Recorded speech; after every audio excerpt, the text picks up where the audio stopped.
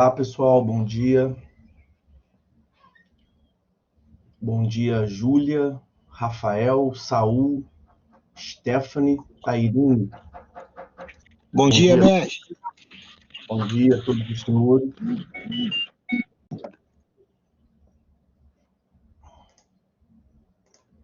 Vamos lá, eu já aguardei aqueles 5 minutos tradicionais. Vamos dar continuidade aí ao nosso estudo sobre o processo civil, mais precisamente sobre os juizados especiais.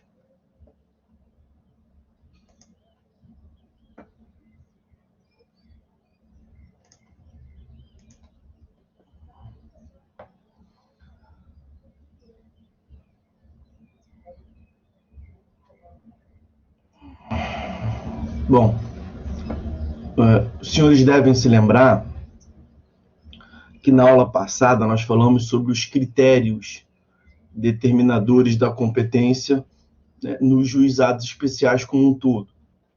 Seja o critério econômico, as pequenas causas, seja o critério da complexidade, a menor complexidade cível, são as causas cíveis de menor complexidade.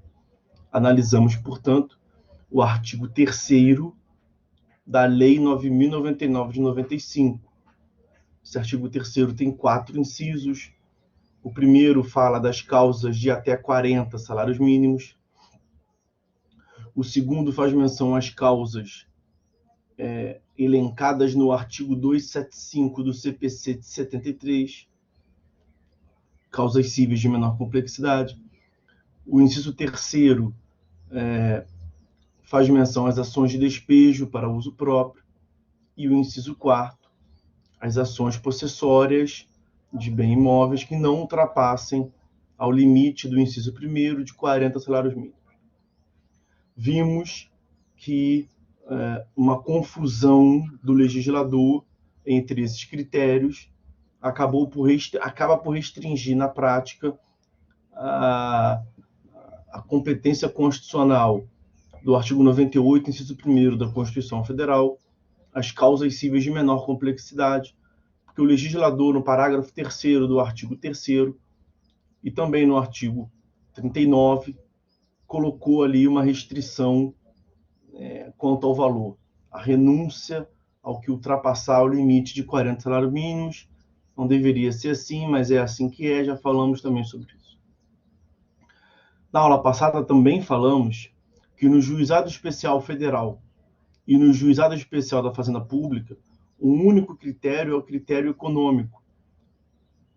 Lá aumenta-se de 40 salários mínimos para 60 salários mínimos e não há as causas cíveis de menor complexidade no Juizado Federal e no da Fazenda Pública. Então essa é uma distinção importante. O que eu quero ver com os senhores na aula de hoje, dentre algumas coisas que eu vou... Júlia, tá tudo bem. Agora que eu vi sua pergunta ali. Tudo bem com a minha esposa, tá melhorando de pouquinho em pouquinho. O que eu quero começar vendo com os senhores na aula de hoje é o seguinte. Lá atrás, eu havia mencionado com os senhores que dentre os procedimentos especiais como um todo, alguns são obrigatórios, outros são facultativos. Qual é a ordem de ideias do ponto de vista teórico para que um procedimento seja obrigatório e quando que ele é facultativo? O procedimento especial será obrigatório quando houver uma peculiaridade no direito material que faça com que o procedimento comum seja inviável. Então, de modo que não haja opção para o demandante, ou procedimento especial, ou procedimento comum. Quando o procedimento comum não presta, é imprestável, é inviável para o exercício da jurisdição, na verdade, o autor, o demandante, só tem uma escolha viável, que é a utilização do procedimento especial. Procedimento especial que teria sido criado para aquela hipótese específica. Ok? Pois bem. procedimento, ao contrário, será facultativo. O procedimento especial será facultativo, de modo que o autor vai ter escolha entre o procedimento especial e, eventualmente, o procedimento comum, quando o procedimento comum for viável, for prestável, se prestar para o exercício da jurisdição. De modo que o procedimento especial, nessa hipótese, não foi criado por uma peculiaridade do direito material, mas foi criado para trazer mais uma hipótese, para ampliar o acesso à justiça. Falamos sobre isso também nas aulas passadas. Os juizados especiais cíveis previstos pela Lei 9.099 de 95, eles são facultativos. Você pode propor uma demanda de até 40 salários mínimos, então uma demanda indenizatória, uma ação de cobrança de R$10.000. R$10.000 está dentro de 40 salários mínimos. Você pode propor no juizado especial civil? Pode. A princípio, pode. Nós vimos que está lá no artigo 3º, inciso 1º da Lei 9.099 de 95. Nesse meu exemplo, pode propor. Se for uma das hipóteses qualquer que está lá no artigo 275, inciso 2º do CPC de 73, você pode também. Que eu utilizei só um exemplo, para demonstrar a facultatividade. Bom dia, Andressa. Então, aquela ação de R$10.000 você pode propor no juizado? Pode. Poderia propor uma vara civil, utilizando-se do procedimento comum do CPC? Poderia também. Então, você pode escolher entre uma ou outra.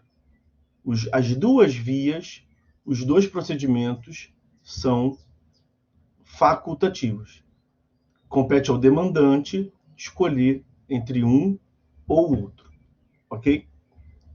Agora, no juizado especial federal e no juizado especial da Fazenda Pública, pelo que eu falei para os senhores até agora, que é a teoria geral dos procedimentos especiais, era para ser assim. Era para funcionar desse jeito. Porque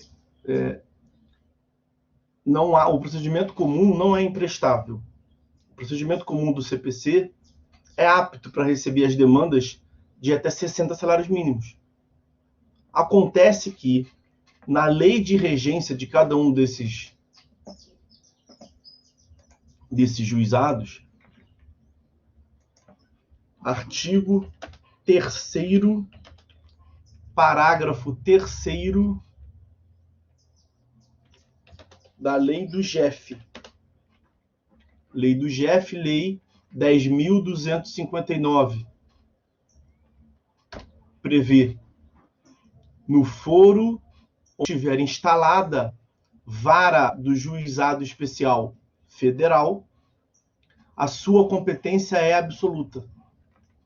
No mesmo sentido, o artigo 2º, parágrafo 4º, artigo 2º, parágrafo 4º da Lei do GEFP, Lei 12.153 de 2009, mesma redação. No foro onde estiver instalado o juizado especial da Fazenda Pública, a sua competência é absoluta.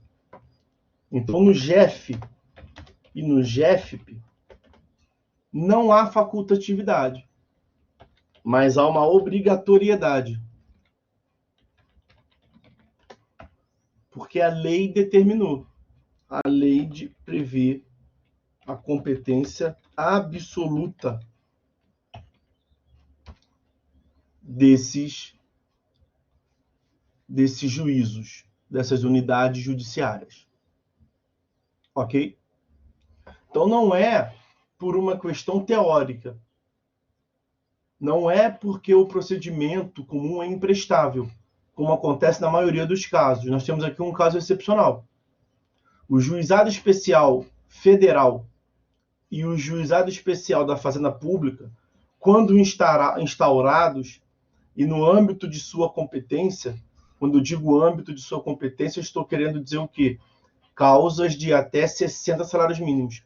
Não há opção ao demandante em propor ou numa vara da Fazenda Pública ou no juizado especial da Fazenda Pública, ou numa vara federal ou no juizado especial federal. Não há essa escolha. Então, causas de até 60 salários mínimos numa localidade onde tenha instaurado essas unidades judiciárias, você deve propor perante ela a demanda, porque a lei assim determinou. Aqui é legalidade estrita, obediência à lei. Ok? Então, aí no Rio de Janeiro, onde os senhores estão, tem juizado especial federal instaurado, tem juizado especial da Fazenda Pública instaurado. Você não tem opção. Aqui em Friburgo, de onde eu falo, tem juizado especial federal instaurado. Eu não posso escolher entre JEF e vara federal. Tem que ser no JEF. Em compensação, aqui não tem juizado especial da Fazenda Pública. Se não tem juizado especial da Fazenda Pública e eu quero ir a juízo em face de um ente público, eu vou propor demanda onde? Na vara civil. Porque aqui não tem juizado especial da Fazenda Pública instaurado. De todo modo, não tem escolha. Eu não tenho dois órgãos para entrar. Ou vara civil ou juizado especial da Fazenda Pública. Não tem, então sobra só a vara civil.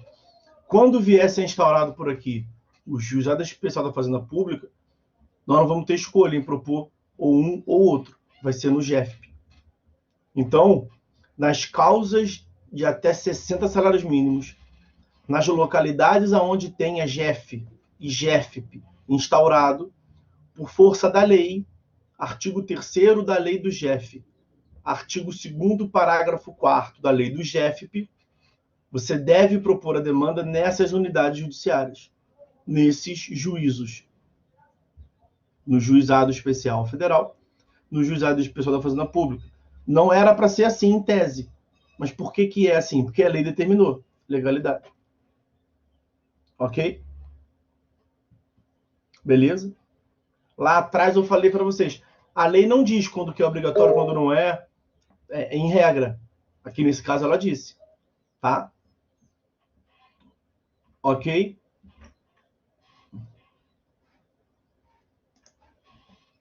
Diga, Andressa. Professor, bom dia. Consegui só entrar agora, que eu não estava conseguindo ter o som. Só queria saber o tema mesmo da aula, por favor. O que eu estou falando aqui agora, da competência do juizado. Estamos continuando a aula passada. Você não, quando você entra, você não tem acesso ao chat, não? Ele aparece zerado para você? Toda vez que eu tento entrar, ele aparece zerado, porque estava sem som no computador, não sei porquê, não estou conseguindo entrar, acessar pelo computador, só pelo celular. Aí eu entrei no configuração do navegador. Você tenta de uma próxima, você estava vendo por onde? Pelo Google Chrome? Mas aí pelo computador eu estou tentando pelo Mozilla também, porque o Mozilla antigamente estava indo, só que agora nem o Mozilla foi. Alguma configuração. Porque eu não saco disso, mas é alguma configuração ali de áudio do navegador.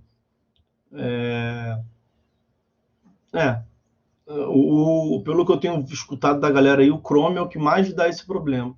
Mas se você tentou o Mozilla e não conseguiu, aí eu não sei. Mas o tema da aula de hoje, a primeira parte que eu falei aqui foi da obrigatoriedade ou / facultatividade dos juizados. O juizado especial civil é facultativo, é opcional. Você pode propor a demanda tanto no JEC quanto na vara civil. É livre escolha do demandante. Já o juizado especial federal e o juizado especial da Fazenda Pública não é facultativo, é obrigatório por conta desses dispositivos que estão ali, mas você não vê, né? Artigo 3º, parágrafo 3º da lei do JEF. Artigo 2º, parágrafo 4º da lei do JEFP.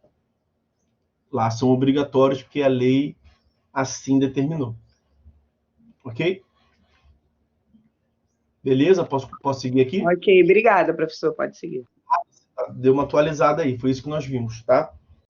De todo modo, a aula fica gravada, então essa parte inicial que você perdeu, se você quiser ver com o maior detalhe o que eu falei, você pode assistir essa parte inicial, tá? Mas foi isso que eu falei.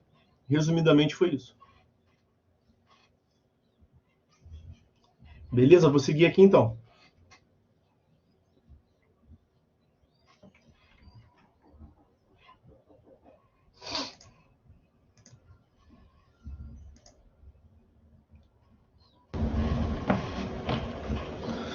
Então, meus amigos, o próximo tópico, dentro dos juizados especiais que nós abordaremos, são as causas excluídas.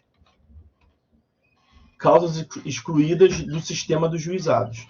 Vejam, eu, nos encontros passados, mostrei para vocês, no artigo 2º lá da Lei do Juizado, Lei 9.099 de 95, os critérios norteadores do juizado, os princípios, né? E lá nós vamos encontrar os princípios da informalidade, os princípios da simplicidade. São os princípios que orientam, dentre outros, a atuação dos profissionais no sistema dos juizados. Nós vimos também, na aula passada, os critérios determinadores da competência do juizado. Falamos ainda há pouco. Critério econômico, critério da complexidade, artigo 3º da lei do JEC. Eu fiz menção no encontro passado que tem algumas demandas que são excluídas dos juizados, porque, a princípio, eu falei, vamos analisar em separado elas. Porque, a princípio, se formos analisar tão somente o critério econômico, causas de até 40 salários mínimos no JEC, causas de até 60 salários mínimos no GEFP, essas demandas que nós veremos agora, que são mais complexas, elas poderiam, pelo critério econômico, ser propostas em tese no juizado. E haveria uma incompatibilidade evidente. De um lado, simplicidade e informalidade que orientam os juizados. De outro lado, uma complexidade inerente à própria discussão, ao próprio bem jurídico discutido. Como, por exemplo, a ação de interdição. Qual é o valor do louco no mercado? Você pretende declarar a interdição da sua avó. É aquela demanda que eu sempre brinco. É a ação minha avó tá maluca. Você vai a juízo e fala, excelência, eu quero a interdição da minha avó tá maluca. Tudo brincadeira, né, senhores? Qual é o valor dessa causa? É o critério econômico aferível. Mas não tem critério econômico aferível. A velhinha não titulariza nenhum bem. A questão não é essa. Você quer gerir só a vida dela. A vida civil dela. Então, qual é o valor dessa causa? Não tem. Você vai atribuir livremente o valor da causa. Você pode atribuir R$1.000? Pode, aliás, é comum na prática dessa causa o valor de R$1.000 apenas para fins contábeis. R$1.000. R$1.000 está acima, está abaixo, está no limite da competência econômica? Está muito abaixo. É 40 salários mínimos em um, 60 salários mínimos em outro, salário mínimo está em torno de 1.000. Então, R$1.000 você poderia propor a demanda nos juizados. Só que a simplicidade e a informalidade do sistema dos juizados é incompatível com uma inerente complexidade de uma ação tão importante quanto essa, como a interdição. Então você não pode propor interdição no juizado. Em tese, analisando o artigo 3º nos seus incisos, você poderia propor, porque se encaixaria ali no artigo 3º, inciso 1º. Mas o próprio artigo 3º da lei do juizado vai excluir. Então, antes de analisarmos cada um dos dispositivos, deixa eu apresentar para os senhores. Nós temos essa previsão no artigo 3º. Artigo 3º, parágrafo 2º da lei do JEC. Nós temos uma previsão semelhante no artigo 3º, parágrafo 1º da lei do GEF. E da mesma sorte, na mesma ordem de ideias, o artigo 2º, parágrafo 1º da lei do GEFP, Juizado Especial da Fazenda Pública. Vamos analisar cada um deles, tá? Então vamos ao artigo 3º, parágrafo 2º da lei do JEC. Artigo 3º, parágrafo 2º da lei do JEC.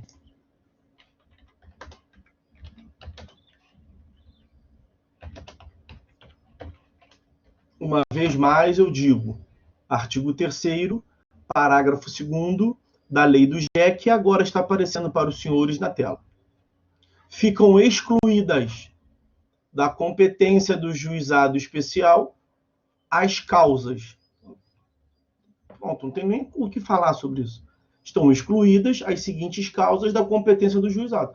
Mesmo, nós estamos no artigo 3º, parágrafo 2º. Os parágrafos vêm para complementar os incisos, né? Então, você lê os incisos, mesmo que a princípio encaixa nos incisos, esse parágrafo está tirando fora.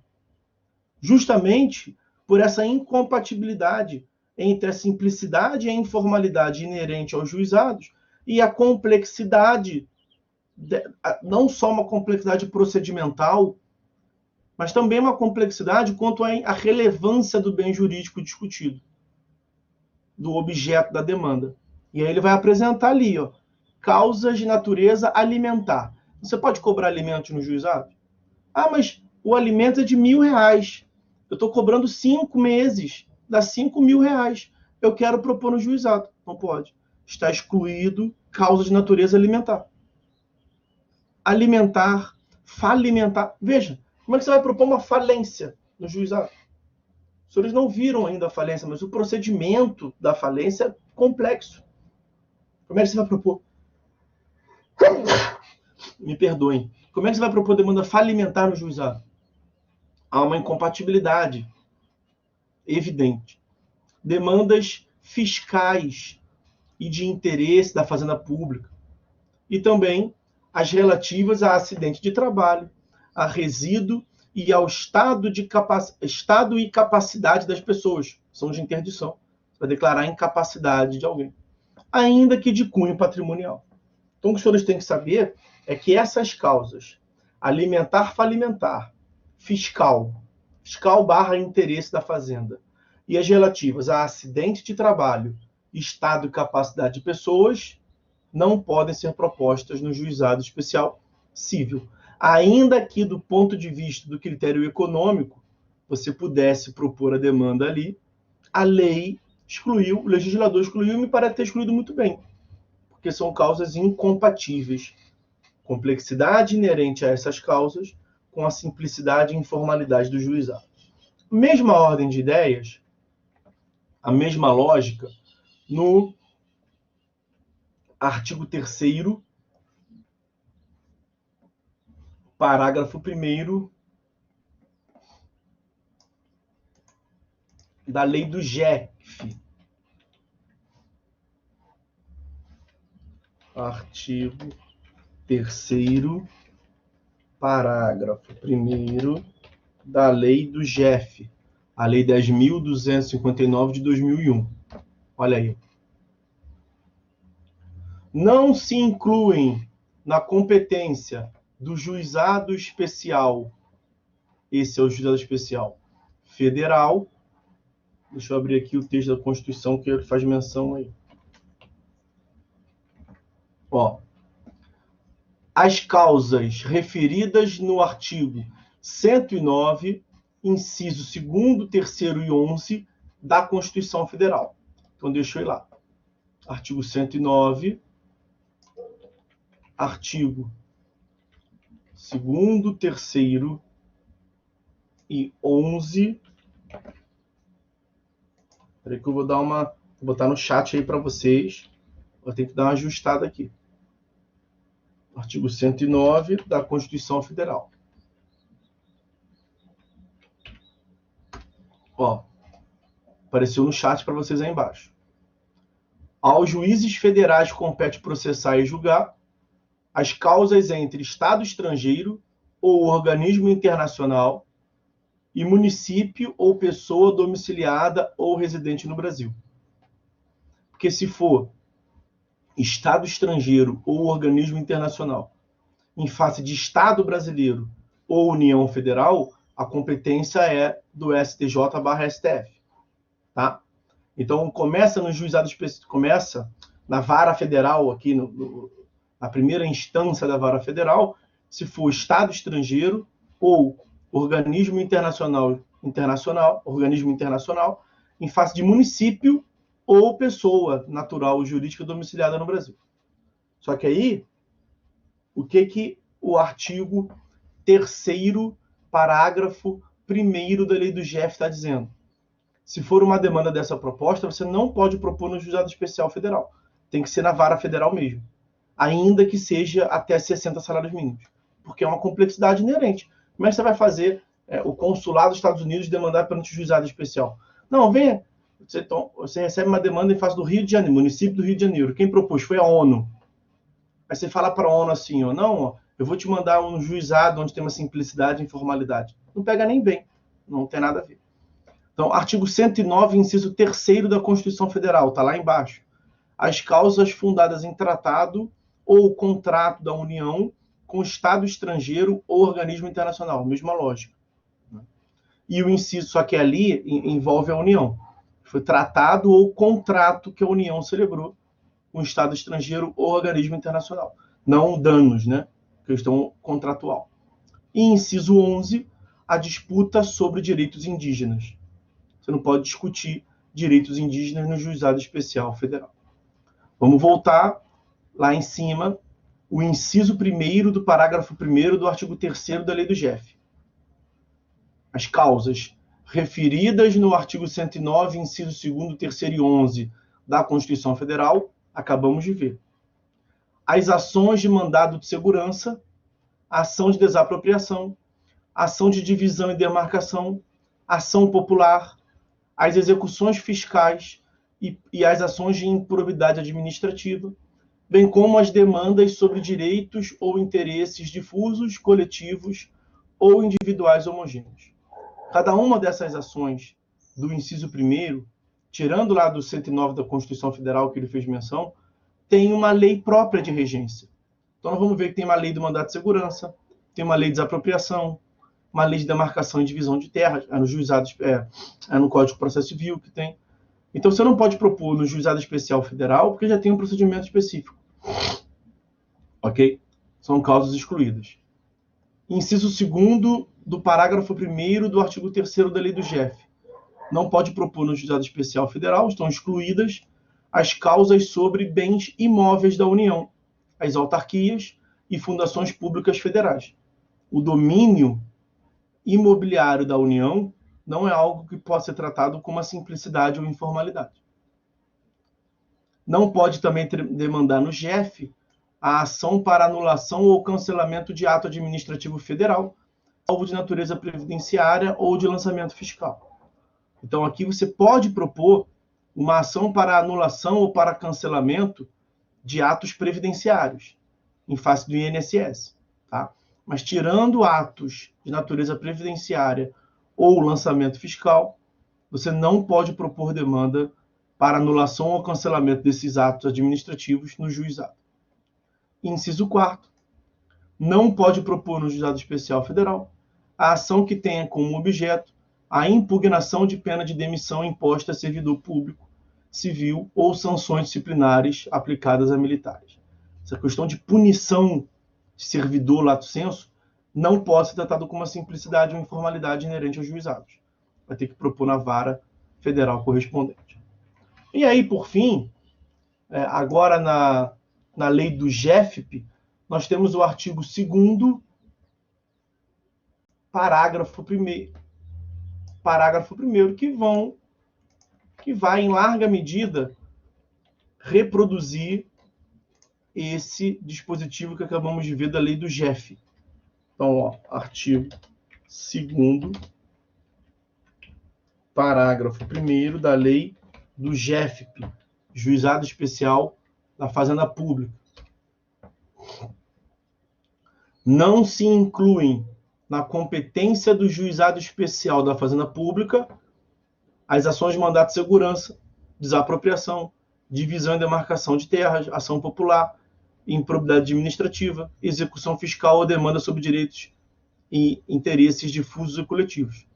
Veja que o artigo segundo o parágrafo 1º, inciso 1º, é muito parecido com o artigo 3º, parágrafo 1º, inciso 1º da lei do GEF. Então vejam como é que é em larga medida igual. Inciso 2º da lei do GEF. As causas sobre bens imóveis dos estados, Distrito Federal, territórios e municípios, autarquias e fundações públicas a elas vinculadas. Mesma lógica. O domínio público, propriedade dos estados e municípios, não pode ser tratado com uma simplicidade e informalidade. E, inciso 3º, as causas que tenham como objeto a impugnação de pena de demissão imposta a servidores públicos civis ou sanções disciplinares aplicadas a militares. Mesma lógica que nós mencionamos lá em cima. Essas questões de punições na esfera administrativa, sanções aplicadas a servidores públicos, não pode ser tratado por uma lógica de simplicidade e informalidade. Ok? Então, eventual demanda que verse sobre essas questões propostas nesse juizado será extinta para que você proponha. O juiz vai lhe encaminhar, vai lhe remeter a... Na verdade, ele não vai remeter no sentido técnico, né? Não é que ele procede aquele mesmo processo para remeter para lá. Ele extingue aquele processo no juizado e vai te indicar, propor a demanda na vara federal, na vara de fazenda pública correspondente. Ok? Então essas são as causas excluídas. Está aí explicado por que elas são excluídas. E aí, para saber quais são elas, está referido aí. Apresentei a referência normativa. E eu repito. Artigo 3º, parágrafo 2º da lei do GEC, que nós vimos. Artigo 3º, parágrafo 1º da lei do GEF, que nós vimos. E artigo 2º, parágrafo 1º da lei do GEFIP, que nós também vimos.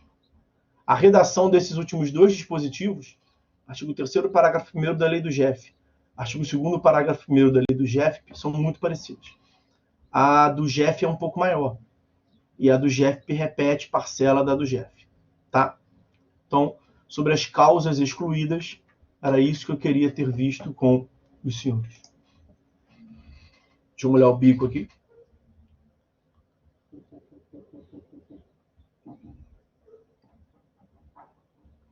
Tô com a boca seca hoje, cara. Não nervoso para falar. Eu que quase não falo, né?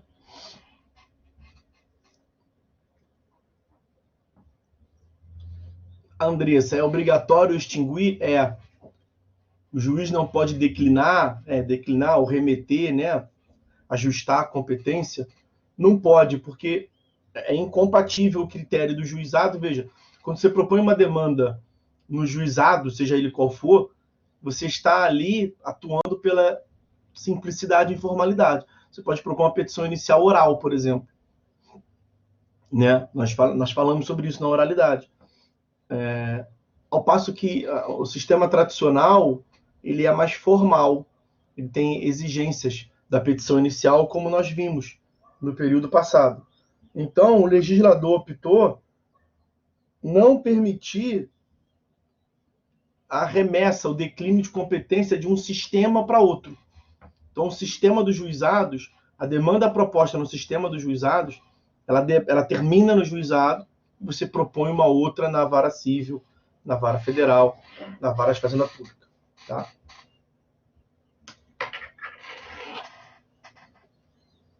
Há uma incompatibilidade entre esses sistemas. A formalidade de um e a informalidade do outro. Então, por conta disso,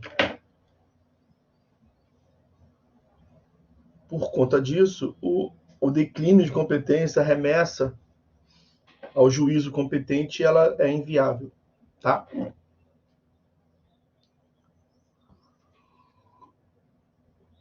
Você entendeu exatamente isso. Falou, entendi. Só há declínio de juizado para juizado e de vara para vara. O declínio é de vara para vara. Nem de juizado para juizado costuma acontecer. Né? Nós veremos, a partir de agora, logo adiante, a competência territorial. E na lei do juizado tem a previsão de extinção do processo por vício de competência. Então, nem declínio de juizado para juizado tem. Se você tiver no juizado errado, a consequência também vai ser extinção do processo. Isso é uma hipótese excepcional quanto ao tratamento da competência. O seu raciocínio, Andressa, está perfeito. Era exatamente isso que eu tinha falado até agora, que a competência não gera extinção do processo. Por uma lógica de primazia da resolução do mérito, o juiz corrige o vício de competência. Mas isso que eu falei foi no sistema convencional, na vara civil, estávamos ali em TGP, em processo civil. No juizado, nós vamos ver justamente o que ele tem de diferente, e essa é uma peculiaridade do juizado. Eu vou passar a tratar agora, é o último tópico sobre competência territorial. E nós falaremos o que tem de distinção entre a competência no sistema convencional e o que tem de distinção na competência no sistema especial, que é o do juizado. Tá? Mas você mandou bem aí pra caramba. Pegou bem o ponto. Tá? Já antecipou um tópico que eu vou tratar aqui. Então, para te responder, o declínio é de vara para vara. Foi o que nós vimos até agora. Sem botar o sistema dos juizados. Nos juizados, quando tiver um vício de competência, você vai sempre gerar extinção do processo. Tá?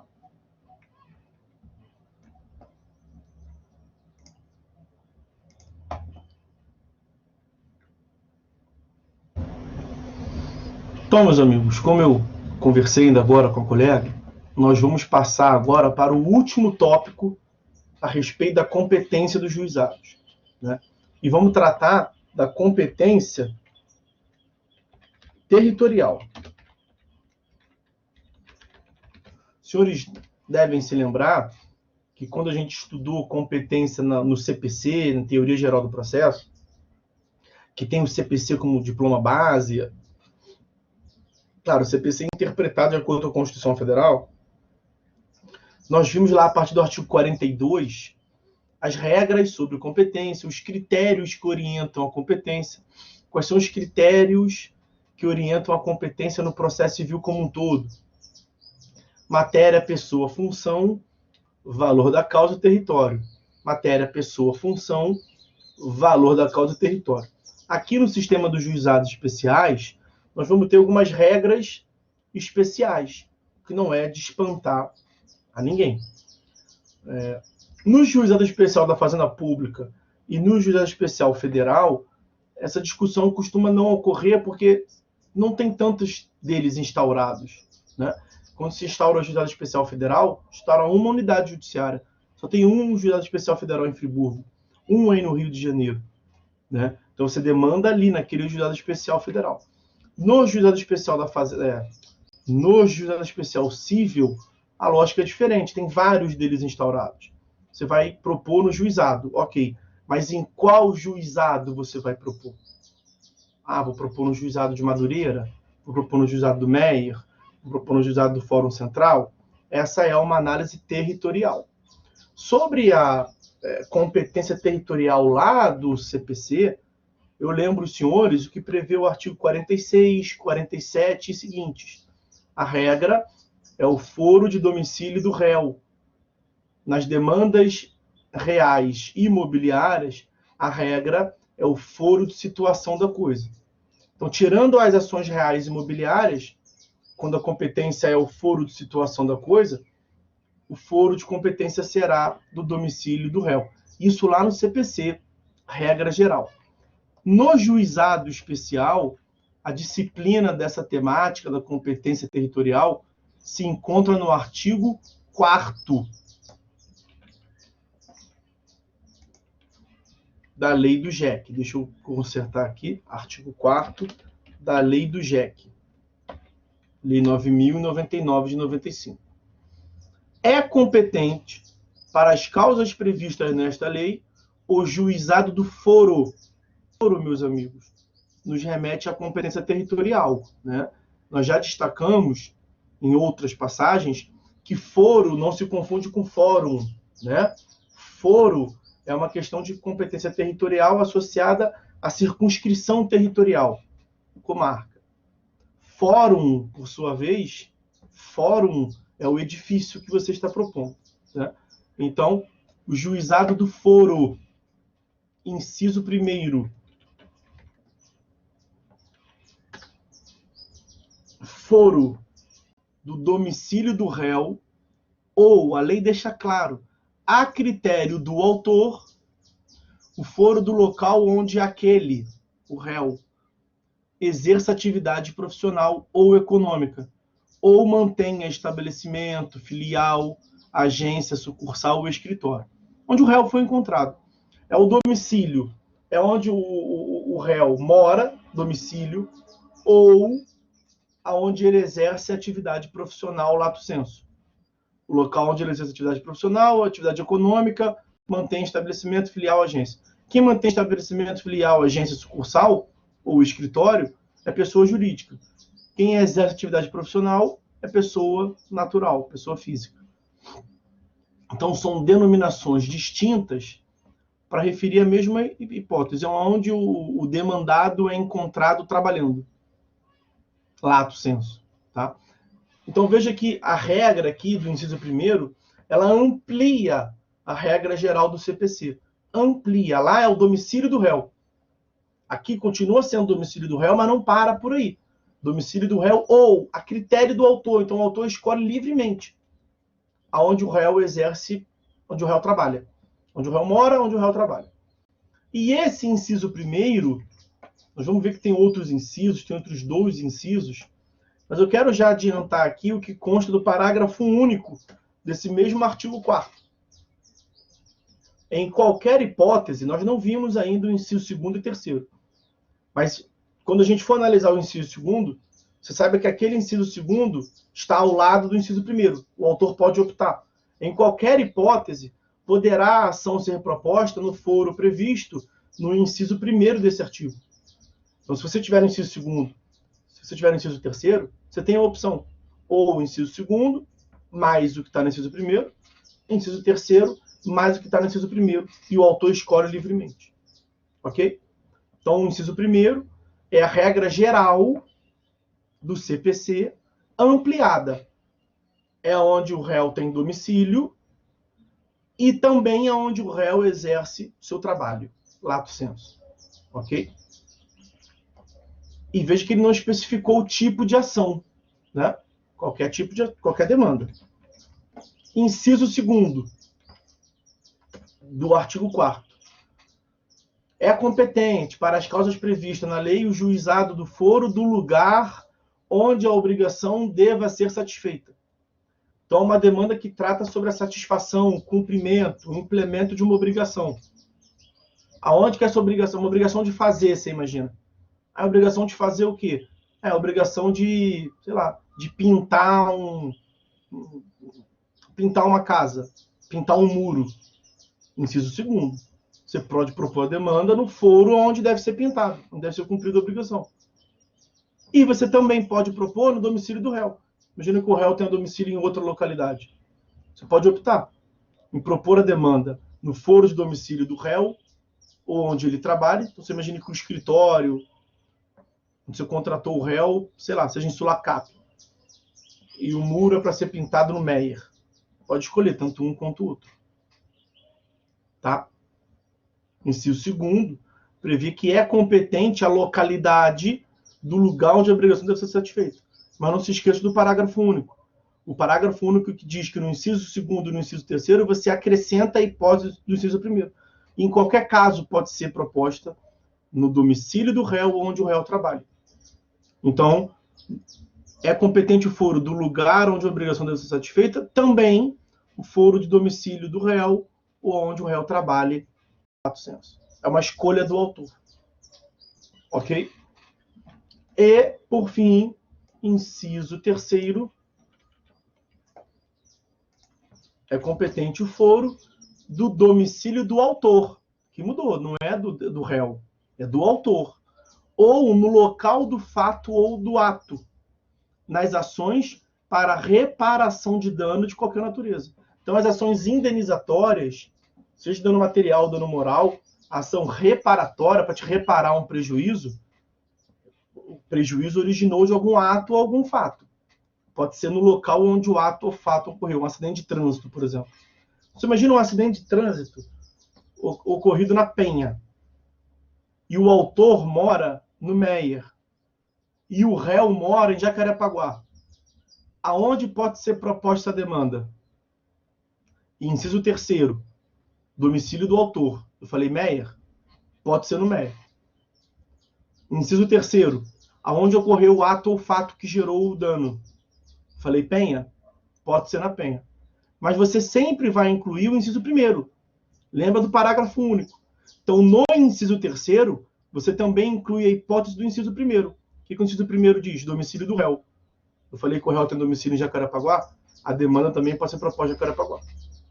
Então, nas ações de reparação de dano, pode ser onde ocorreu o dano, aonde o autor tem domicílio, aonde o réu tem domicílio. Quem é que vai definir, quer aqui, quer ali? O autor. Quem propõe a demanda é o autor. Lembra do artigo 319, inciso 1º do CPC? Quem é que indica na petição, quem é que indica o juízo competente?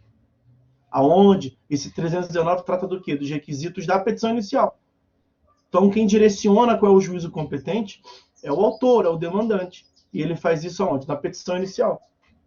Então, o autor escolhe, observando o artigo 4º do CPC. Ok? Era isso que eu queria falar com os senhores. Mas não acabou por aqui. Eu falei que nós vamos tratar, aliás, foi algo que a própria colega Andressa trouxe ali, que era tratar da distinção. Já vimos uma primeira distinção, né? Uma ampliação do critério territorial do juizado especial cível em comparação ao CPC. Porque lá no CPC, eu remeto aos senhores aos artigos 46 e 47.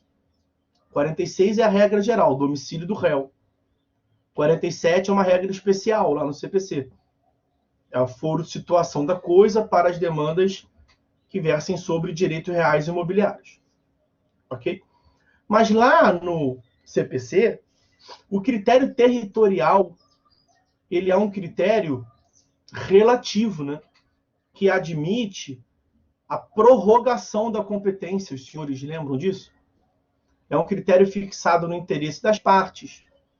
É como se fosse uma cortesia para o réu, já que quem foi a juízo foi o autor, que vá pelo menos no domicílio do réu. Mas se isso for inobservado, se o réu que tinha o interesse de alegar que estava no lugar errado nada a falar, opera lá no CPC o que nós falamos, o que nós vimos, prorrogação da competência. O réu tem até o momento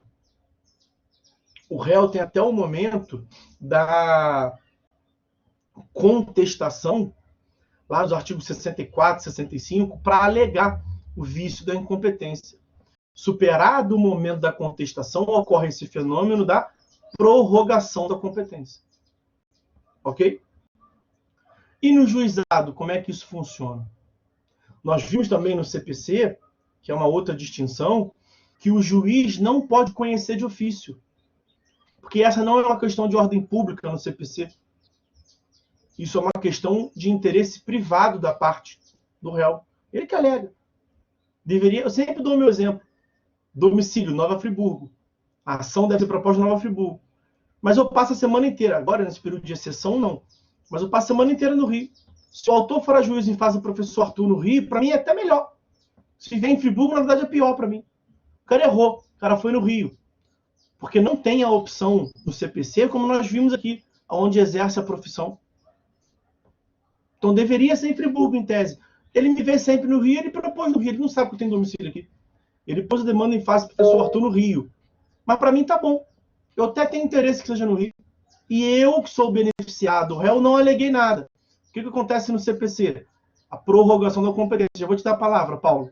A prorrogação da competência. Começou no lugar em tese errado, mas o autor queria que fosse no lugar errado. O réu não falou nada, o réu também quer que seja no lugar errado. Continua. O juiz pode se pronunciar de ofício? Não pode. Não pode, porque, bem dizendo, o juiz tem nada a ver com aquilo. Problema das partes. Não é uma questão de ordem pública, é uma questão de ordem privada, no interesse das partes. Isso é a lógica no CPC. No CPC. E como é que é no juizado especial? No juizado especial é diferente. Então, a distinção Além dessa ampliação do artigo 4º, meus amigos, que sobre a regra geral do critério tem uma ampliação nítida, vejam, de um lado, então vou botar aqui, distinções. Distinções entre CPC e juizados. Primeira distinção, artigo 4º. Não, vou botar primeiro o juizado, tá? Artigo 4º da lei do JEC versus artigos 46 e 47, na verdade, 46/47 e seguintes, né, do CPC. Vejam que é diferente. O modo como se trata na lei do juizado a competência territorial é mais ampla, como nós acabamos de ver nos incisos e no parágrafo único do artigo 4º. Mas não para por aqui a distinção. Segunda distinção, quanto ao reconhecimento de ofício. Reconhecimento de ofício. No juizado especial, pode reconhecer de ofício. E no CPC, como nós vínhamos dizendo até agora, não pode reconhecer de ofício. Por que no juizado especial pode reconhecer de ofício? Porque tem uma previsão que a consequência é a extinção do processo, que nós veremos adiante. Tem uma previsão na lei do juizado, artigo 51, inciso 3º. Vamos lá, artigo 51, inciso 3º da lei do juizado especial. A inobservância da competência territorial gera a extinção do processo, como eu havia adiantado para a nossa colega Andressa. Olha lá, extingue-se o processo, além dos casos previstos em lei, né? Então, além do CPC, por exemplo, causa de extinção do processo, o que o 51 prevê. E lá no inciso 3º, quando for reconhecida a incompetência territorial. Então, a incompetência territorial é um vício no juizado mais grave do que no CPC. Então, como é um vício tão grave que acarreta a extinção do processo, aqui no juizado ele é tratado como se fosse uma questão de ordem pública. O juiz pode se pronunciar de ofício. Isso está afirmado no enunciado número 89 do juizado. Mentira. No enunciado número 89 do FONAGE. O que é o FONAGE? Fórum Nacional dos Juizados Especiais. Lembra que lá no CPC, de vez em quando, eu menciono o FPPC? Fórum Permanente de Processualistas Civis. Aqui no juizado tem um fórum também que ajuda a interpretar. Não tem eficácia, tem força de lei, não tem eficácia normativa, mas é uma fonte de argumentação forte, tá? FONAGE, Fórum Nacional dos Juizados Especiais. No enunciado 89, ele prevê justamente que o juiz pode conhecer de ofício. E qual é a lógica por trás dessa possibilidade do juiz reconhecer de ofício que a demanda não tem que ser proposta ali? Que foi inobservado o artigo 4º da lei do JEC. Porque isto acarreta o descumprimento à competência territorial, Júlia, estou repetindo, o descumprimento à competência territorial no sistema dos juizados acarreta, de acordo com o artigo 51, inciso 3º da lei do JEC, a extinção do processo. O que gera a extinção do processo? Vícios processuais graves. Então, no juizado especial, exatamente, no juizado especial, o descumprimento à competência territorial não é uma questão de interesse meramente privado. É um vício considerado pela lei como um vício processual grave. Sendo assim, o juiz pode reconhecer de ofício. No CPC, o que nós estudamos até agora é que não pode reconhecer de ofício. Artigo 64, artigo 65 do CPC, tem a súmula 33 do STJ, enunciado de súmula 33 do STJ, vai dizer que no sistema do CPC não pode reconhecer de ofício. O juiz não pode reconhecer de ofício a incompetência territorial, porque atua no interesse das partes. Tá? No juizado especial é diferente. E causa algum espanto aos senhores o fato de no juizado especial ser diferente do procedimento comum? Não. Porque sendo o juizado especial um procedimento especial, é para ter diferença mesmo. A lei trata o que é especial, o que é diferente. Ok? Então, quanto ao reconhecimento da incompetência territorial, no juizado especial é distinto, porque pode reconhecer de ofício. E no sistema do CPC, não pode. Ok? Agora, parênteses. No sistema do CPC não pode, seguindo a regra geral. Porque no sistema do CPC, em se tratando da exceção lá do artigo 47 do CPC, que versa sobre a competência absoluta do foro de situação da coisa, aí o juiz pode conhecer. Tá? Nós falamos disso lá atrás. Eu quero ficar aqui na hipótese excepcional do juizado.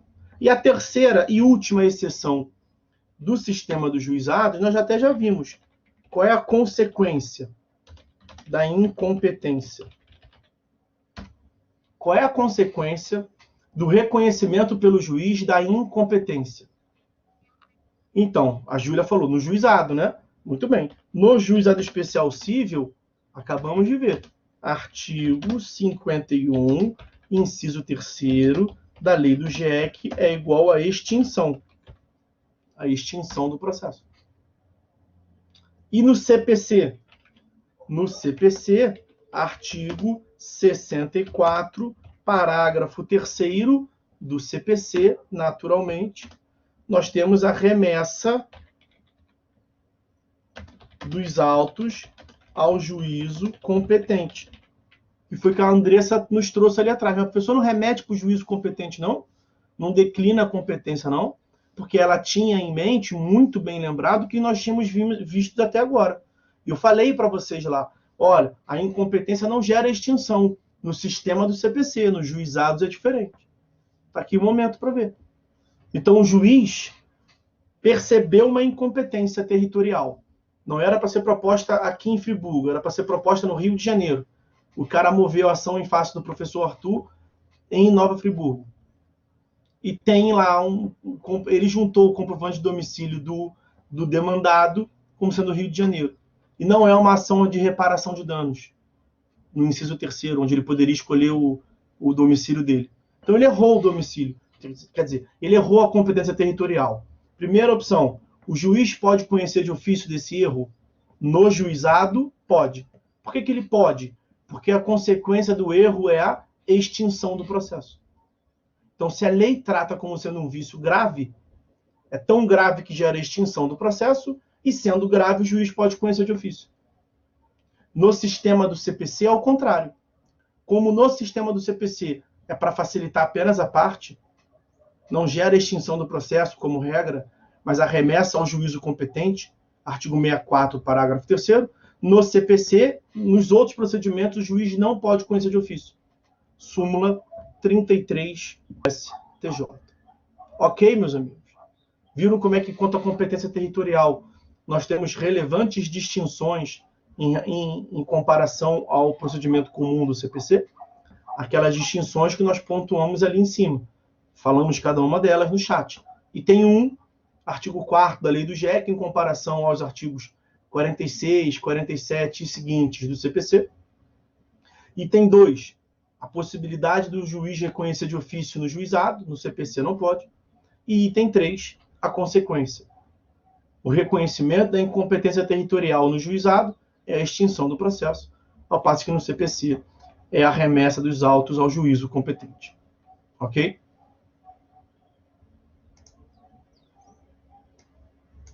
Beleza? Podemos seguir? Dar aquela... Fala, Paulo. Diga aí. Bom dia, mestre. Tudo bem?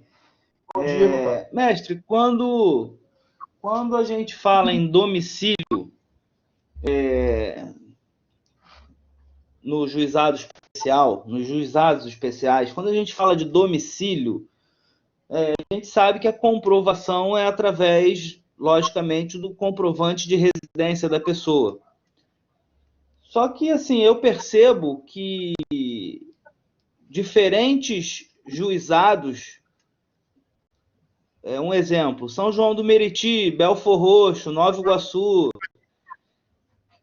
cada um aceita um tipo diferente de comprovante de residência para comprovação do domicílio. Existe na lei alguma previsão a respeito dessa comprovação ou isso é costume mesmo? Isso é prática, não tem nada na lei dizendo isso. Perceba, se você vai comprovar por uma autodeclaração, se você vai comprovar por uma fatura de consumo, se você vai comprovar por um carnê de entrega, tem juiz que não aceita nem entregas de produtos em geral, né? Então, assim, a Netshoes te achou aí no endereço. E o grande problema são aqueles endereços que são informais, né? Lote tal, da quadra tal, do PE, dá mais problema. Você junta um comprovante qualquer. Isso são, o que eu quero mostrar para vocês é que são formas distintas de comprovar a residência. Se são formas distintas, isso é um aspecto formal. Isso é formalidade. O que nós vimos sobre o que orienta o sistema dos juizados? Ele é formal ou ele é informal? Ele é informal. Então não era, a lei não trata disso. Isso é uma restrição prática. É uma restrição prática dos juízes. Não tem nenhum momento da lei dizendo isso.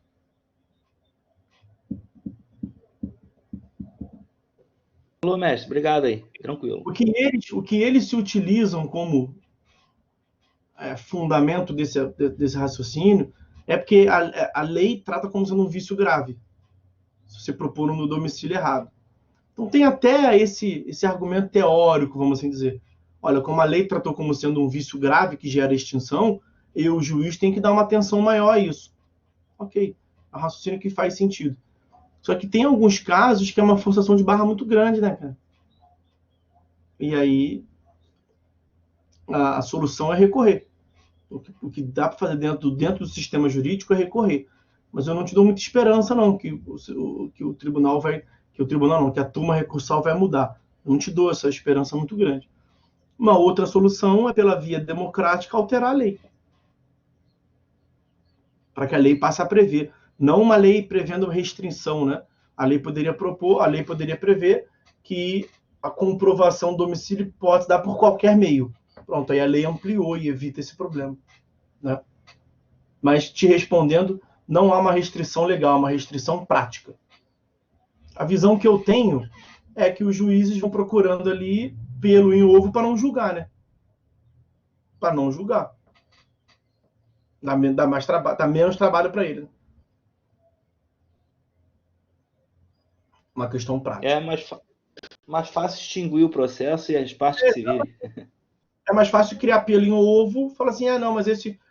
Você consegue ser encontrado lá, mas tem que ser... Eu vou dificultar para você. E eu, o juiz, vou te trazer um requisito formal, mesmo que seja um sistema informal, mesmo que isso seja contrário à lógica da lei. Mas vou fazer isso por quê? Eu estou pensando no meu umbigo e ter menos trabalho. Eu vou ganhar a mesma coisa tendo menos trabalho. Quem não quer isso? É mole, né? Só esqueceu de combinar com o sistema público, né? Você não está exercendo, você não está na sua empresa. E você trabalha menos, trabalha mais na sua empresa, opção sua. Agora, fazer isso exercendo um cargo público é complicado. Beleza? Beleza, mestre, tranquilo. Show de bola. Show de bola. Então, galera,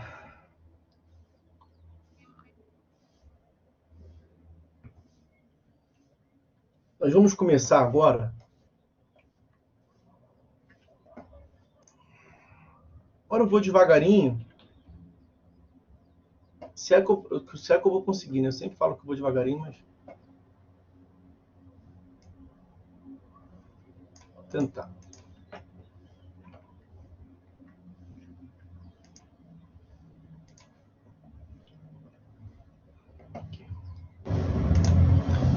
Então, meus amigos, agora nós vamos dar início a um próximo tópico da disciplina, que são os sujeitos do processo.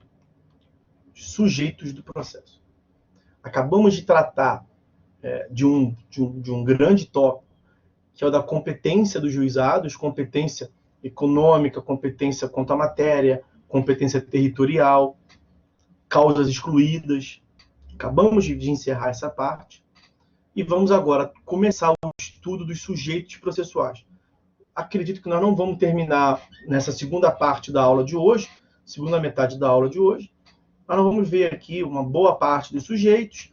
Na próxima aula a gente conclui os sujeitos e já parte para os atos processuais nos juizados.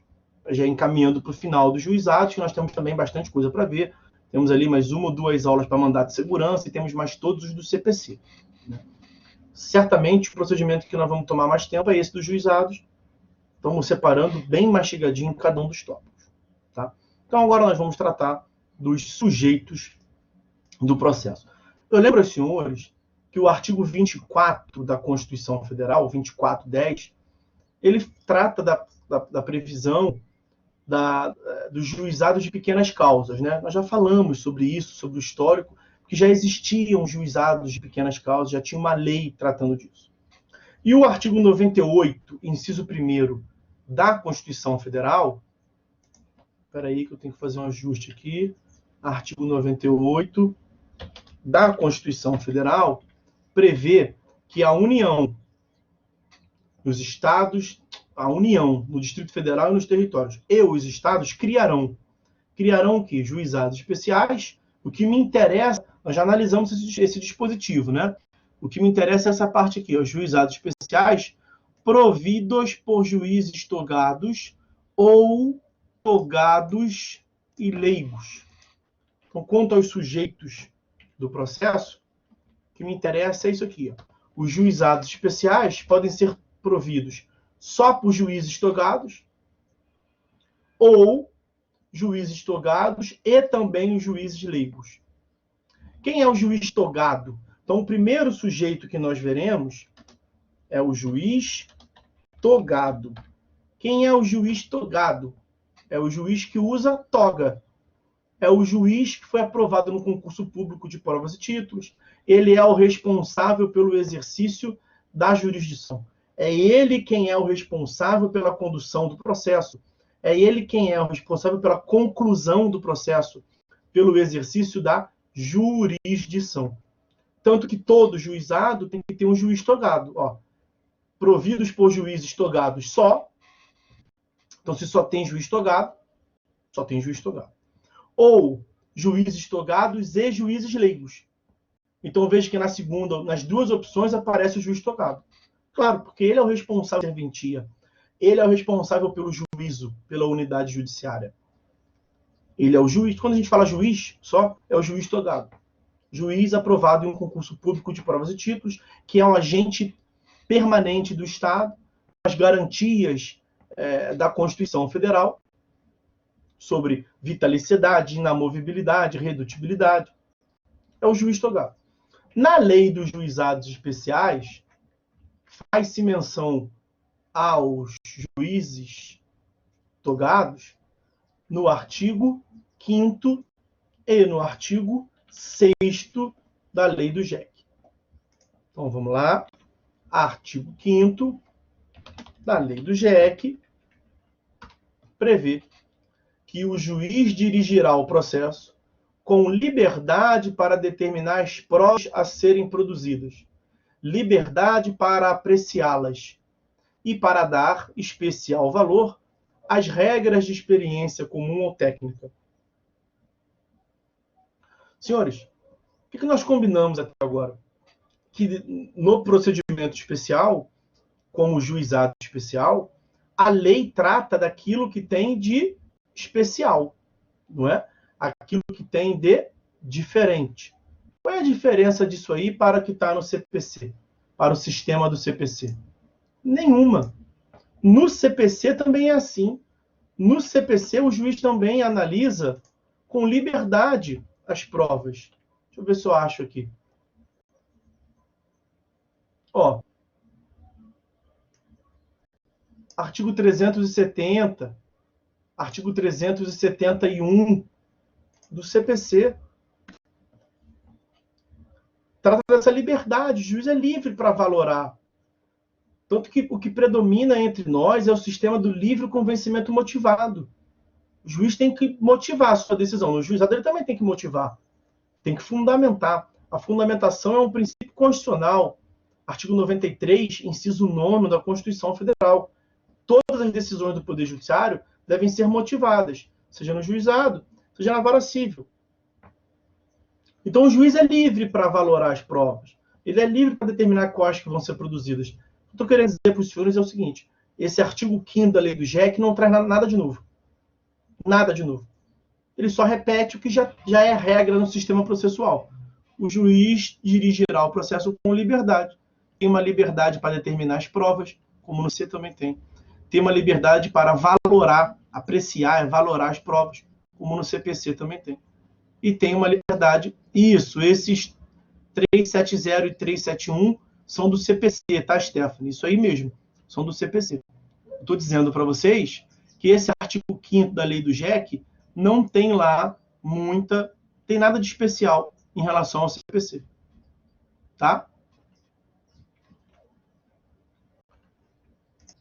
E aí vamos ao artigo 6º da lei do JEC.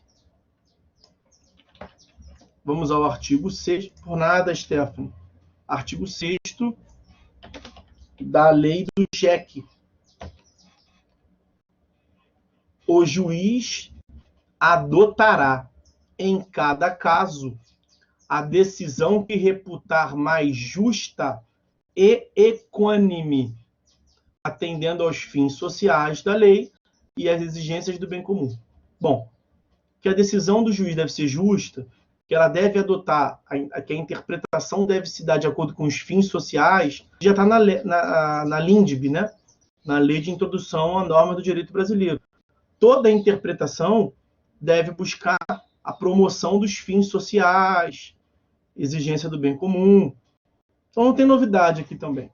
O que mais gera confusão aqui, e isso gera uma confusão no sentido da palavra mesmo, as pessoas confundem, é esse termo que eu vou destacar aqui para os senhores, equânime.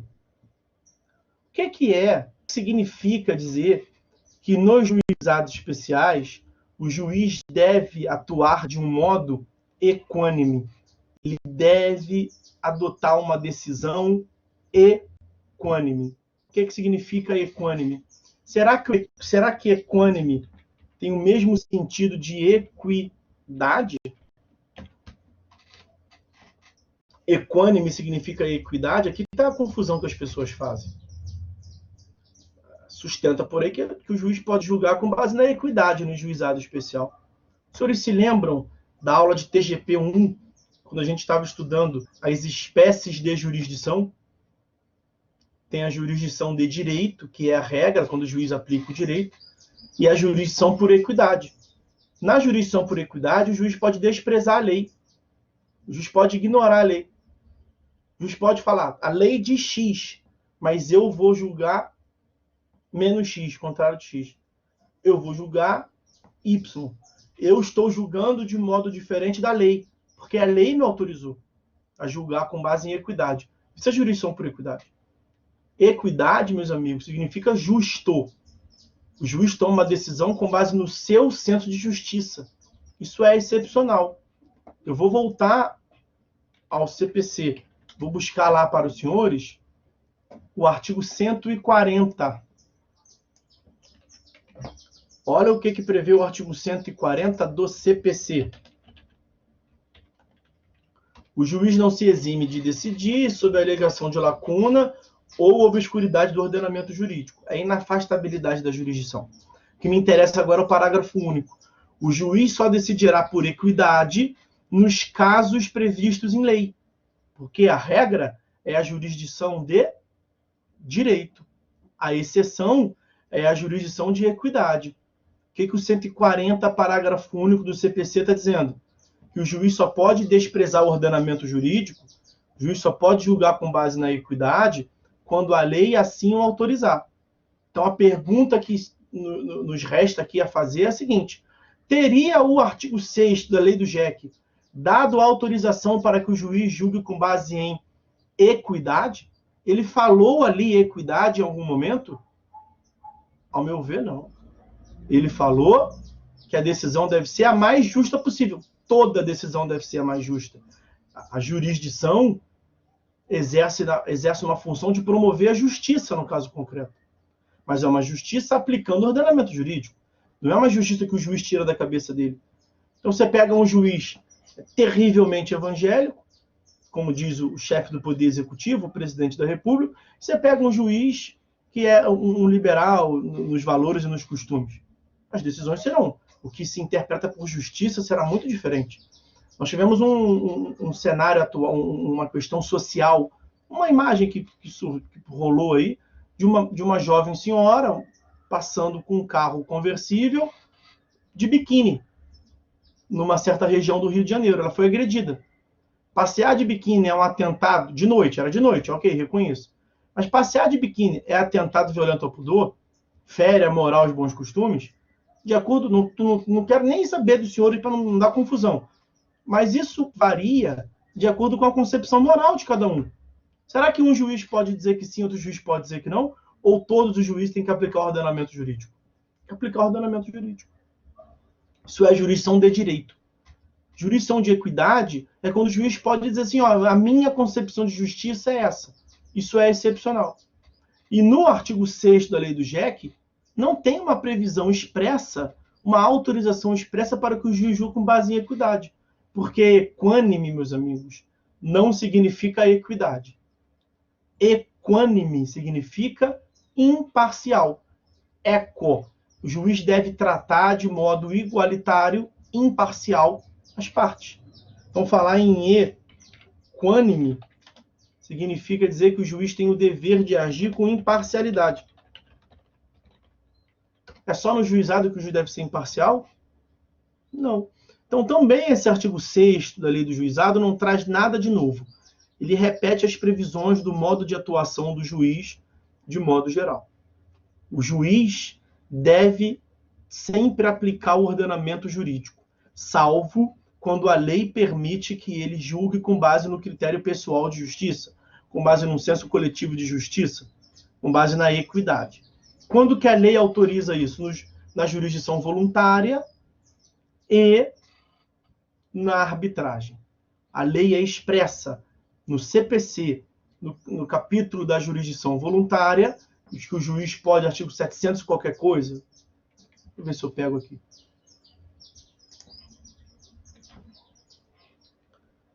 É, 726.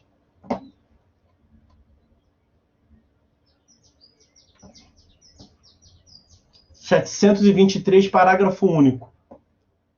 Então, para complementar ao que nós já vimos lá atrás na aula de TGP, mas para deixar bonitinho aqui. Jurisdição por equidade. Equidade. Artigo 140, parágrafo único do CPC. Vai dizer que o juiz só pode julgar por equidade quando a lei autorizar. Exemplo de hipótese que a lei autoriza. Artigo 723, parágrafo único do CPC. O juiz não é obrigado a observar critério de legalidade estrita. Ali a lei autorizou. Tá? E também na arbitragem. Deixa eu ver se eu acho aqui. É na Lei 9.307 de 96. Lei 9.307 de 96. Da arbitragem. Deixa eu ver se eu acho. Ó, artigo 2º da Lei 9.307 de 96. Artigo 2º da Lei 9.307 de 96, a Lei da Arbitragem.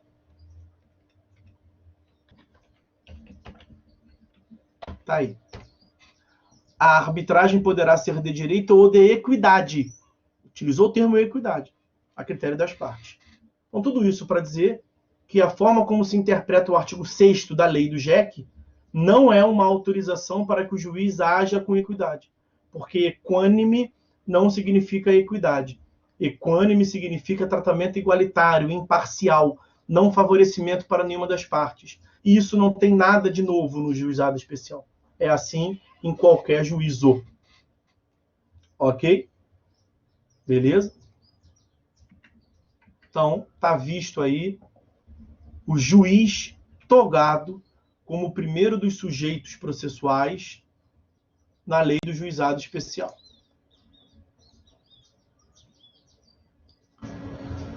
Pois bem, além do juiz togado, nós estamos no tópico dos sujeitos do processo. Além do juiz togado, uma segunda categoria dentre os sujeitos do processo é o chamado juiz leigo. Eu recordo, senhores, que a referência ao juiz leigo apareceu no inciso 1º do artigo 98 da Constituição Federal. Vou trazer aqui para os senhores lá de cima, para deixar bem separadinho.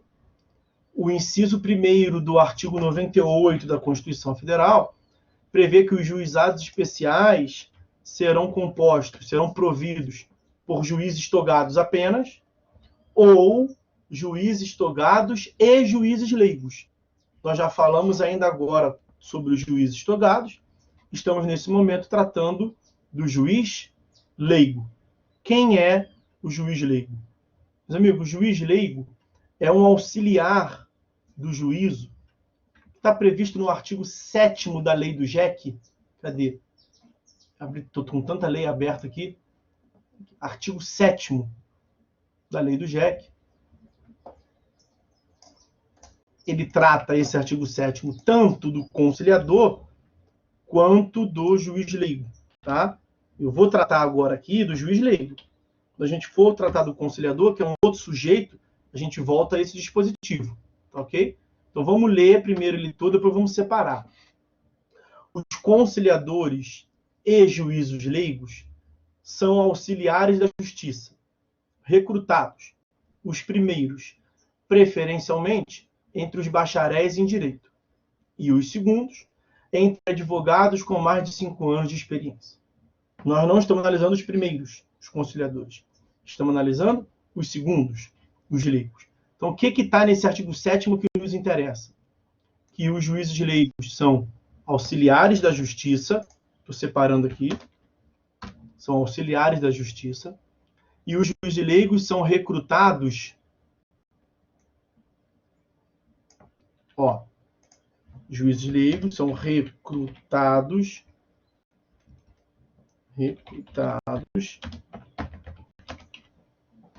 entre advogados com mais de 5 anos de experiência. A lei não trata da forma de admissão, né?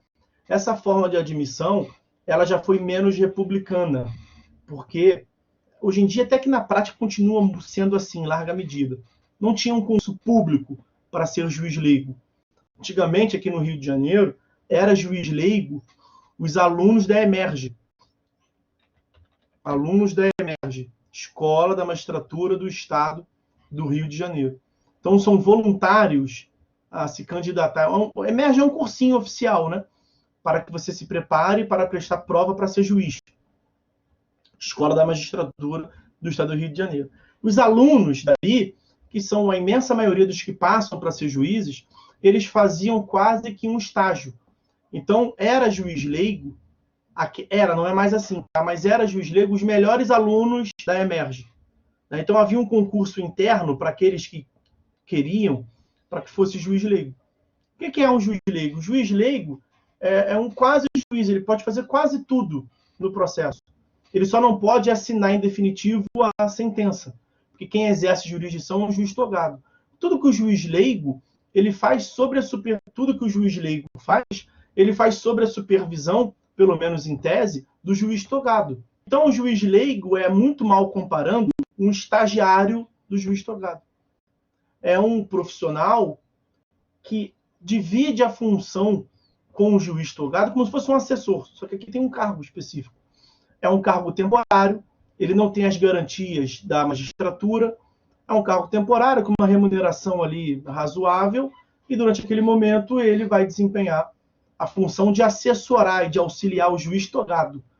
Quem exerce jurisdição, mesmo que o juiz leigo minute uma sentença, Quem assina em definitivo é o juiz togado, porque o ato oficial de prestar jurisdição é exercido pelo juiz togado. Não pode ter essa desculpa, mas sei quem fez foi o juiz leigo. Você tinha que ter lido, meu amigo. A responsabilidade do cartório, a responsabilidade do gabinete, a responsabilidade de todo o juízo é tua, juiz togado. Ele atua como um auxiliar. Ele divide algumas tarefas, mas sob sua supervisão. O que devemos entender por experiência, pergunta o Paulo. É tempo de OAB, isso fica difícil de comprovar. Depende, aí tem que ver no edital. O edital pode exigir que você comprove, sei lá, 3, 4, 5 petições por ano para demonstrar que você tinha prática. A lei não trata disso, isso é uma questão prática de cada um dos tribunais. Tá? Mas a lei não trata, como eu disse, nem da forma de admissão. E aí, inicialmente, era dessa forma menos republicana, né? Só os amigos do rei, só os alunos da Emerge. E aí, depois de muitas críticas, a OAB reclamou. Agora, de vez em quando, sai aí, publica-se um edital público para os leigos. E aí você vai olhar o edital, Paulo, e vai ver lá o que se exige no edital para comprovar esses 5 anos de experiência. Tá? E quais são as funções que o juiz leigo pode desempenhar? Ele pode realizar a conciliação, está no artigo 22. Ele pode conduzir o processo, produzir provas, está no artigo 37. Ele pode, inclusive, fazer o que chama projeto de sentença. Está no artigo 40 da lei, será? Deixa eu ver. Agora me fugiu isso. Artigo 40. Ele pode fazer um projeto de sentença.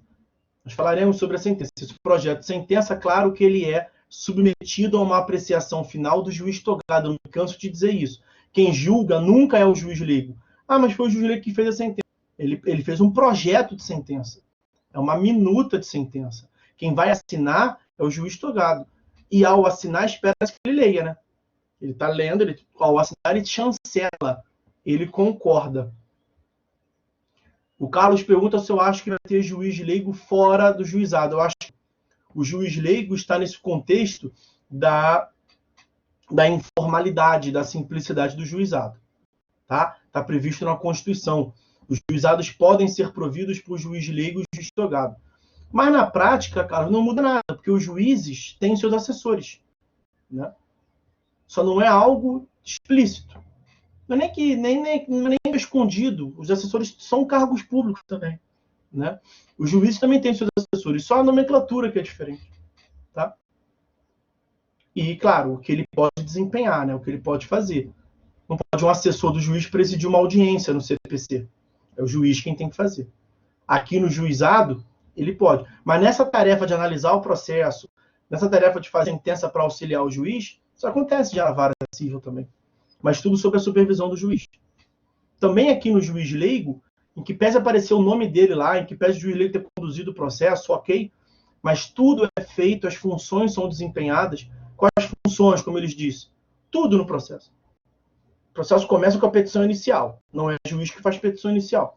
Primeiro ato do juízo que é praticado, a audiência de direção.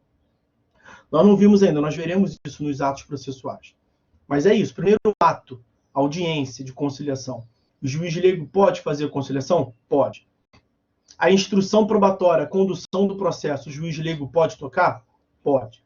A AIJ, onde se dá a concentração dos atos processuais, a produção de prova, estricto sensu, prova oral, o juiz leigo pode fazer? Pode. O ato final de fazer a sentença, o juiz leigo pode preparar a sentença? Pode. Mas quem assina finalmente, o ato final é o do juiz togado, que é o aprovado em concurso público para ser magistrado. Tá? Então, o juiz leigo pode fazer tudo no processo. Referência artigo 22, artigo 37 e artigo 40 da Lei do Juizado Especial Civil, a Lei do GEF. Ok? Na Lei do GEF, não há previsão para juiz leigo. Isso é um dado importante. Na Lei do GEF, não há previsão para juiz leigo. Não trata. a Lei 10.259 sobre o juiz leigo. Mas a lei do GEFP prevê no artigo 15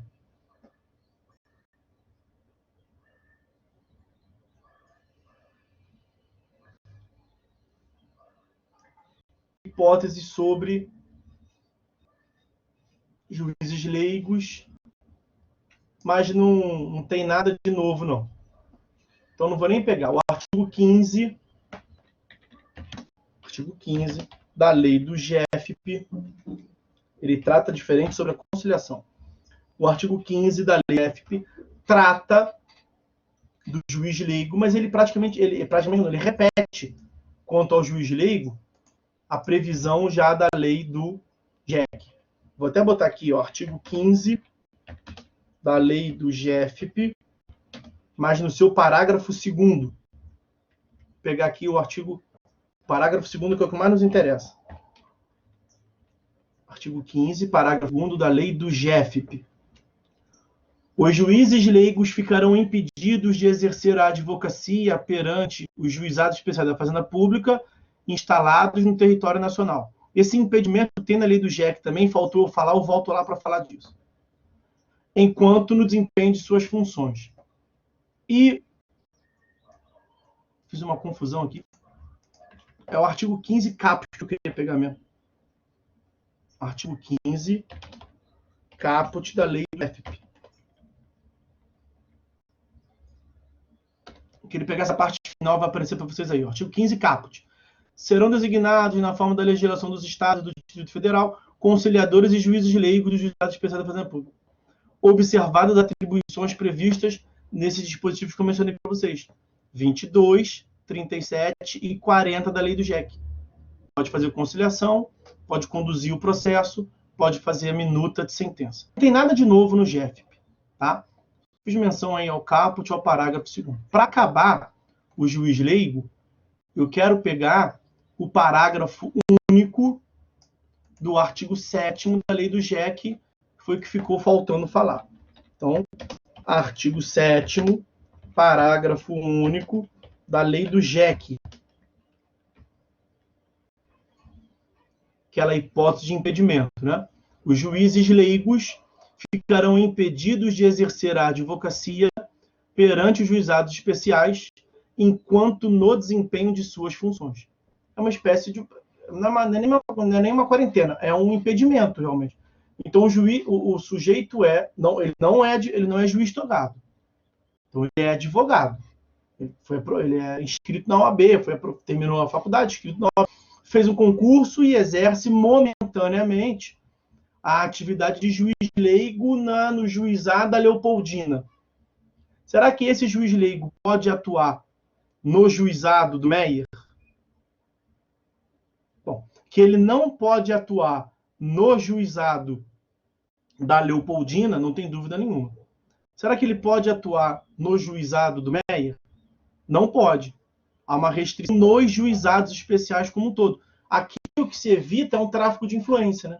É o cara passar um fio e falar assim, você que é juiz leigo aí do Meier, eu estou advogando num processo aí relevante para mim, eu sou colega seu, eu sou juiz leigo aqui na Leopoldina.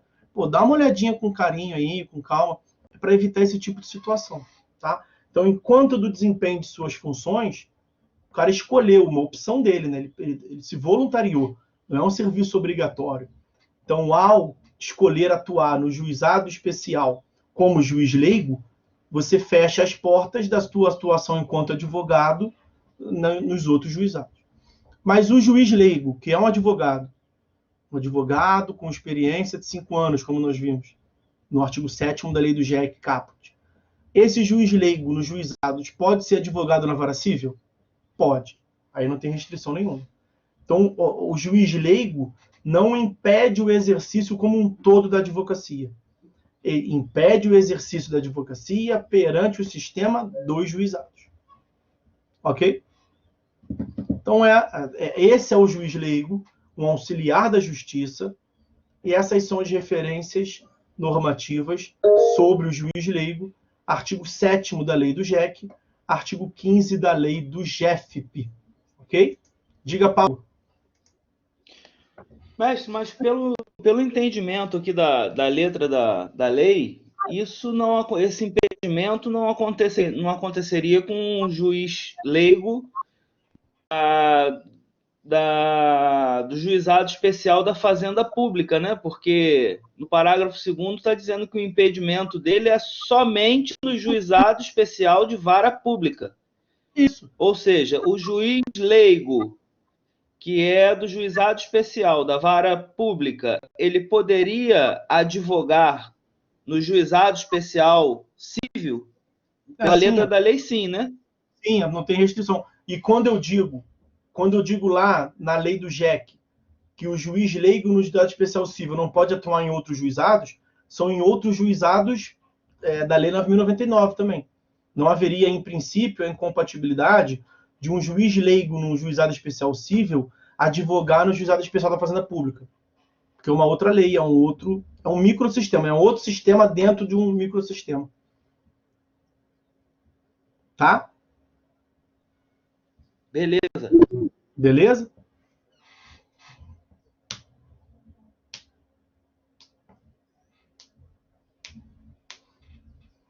Vamos lá, vamos seguir. Dá para ir.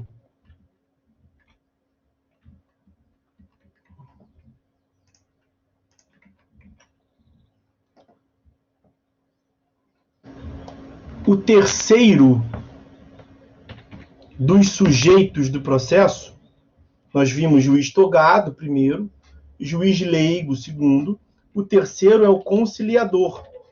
Nós até já fizemos menção ao conciliador nesse dispositivo que nós mencionamos. Quer ver? Eu vou trazer aqui para os senhores alguns dispositivos. Inicialmente, eu vou mencionar para vocês a competência dos juizados para fins de conciliação. Então, artigo 98, inciso 1º da Constituição Federal. A União, os Estados criarão juizados especiais providos por juízes togados ou togados e leigos, já falamos, competentes para a conciliação, o julgamento. O que me interessa aqui é a competência do juizado para a conciliação. Indo para a Lei 9.099 de 95, eu recordo aos senhores que aparece lá no artigo 2º dessa lei, artigo 2º da lei do JEC, como um dos critérios norteadores, como um dos princípios, o processo orientar-se-á pelos critérios da parte final, buscando sempre que possível a conciliação ou a transação. E nesse artigo 7º, que eu já havia colocado ainda agora para os senhores, esse artigo 7º trata dos conciliadores e dos juízes leigos. O que nos interessa agora, falamos ainda agora sobre os juízes leigos, e nesse momento agora o que nos interessa são os conciliadores. Então, os conciliadores e os juízes leigos são auxiliares da justiça. Então, estamos falando do conciliador. O conciliador é um auxiliar da justiça. Recrutados os primeiros, preferencialmente, entre os bacharéis em direito. É isso que nos interessa. Então, olha, recrutados os primeiros, quem são esses? Os primeiros. São os conciliadores. Recrutados os primeiros, os conciliadores, preferencialmente entre os bacharéis em direito. Qual é a função do conciliador? Ele atua nesse contexto de uma tentativa, de um estímulo à autocomposição. Então, o que se espera do conciliador? É um sujeito que tem uma experiência mínima e uma experiência voltada, ele deve ser um profissional especializado, deve receber um treinamento para ser levado a sério na obtenção da autocomposição, na obtenção da conciliação entre as partes, para ele facilitar, para ele estimular uma transação, uma autocomposição entre as partes. Vejam que a lei diz: ele é recrutado entre os bacharéis em direito. Os senhores nem são bacharéis em direito ainda. Já vou te dar a palavra, Andressa. Porque o bacharel em direito já viu tudo, todas as matérias da graduação, tem uma experiência mínima. E ele recebe um curso do tribunal para realizar a autocomposição. Em tese seria isso. Mas como é que a gente... Isso, o Carlos está falando que já fez um curso de conciliação no GCRIM. Como é que é a realidade prática? Veja, a lei não tem nenhum desrespeito à lei. A lei fala preferencialmente. Preferentemente. Né? A lei não exclui a possibilidade de que seja, vamos assim dizer, quem ainda nem seja bacharel em direito, abaixo de bacharel em direito.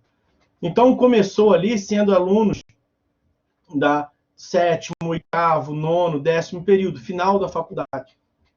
Eu já vi juizado que tem aluno que acabou de entrar, aluno do primeiro período da faculdade. Aí perde o sentido.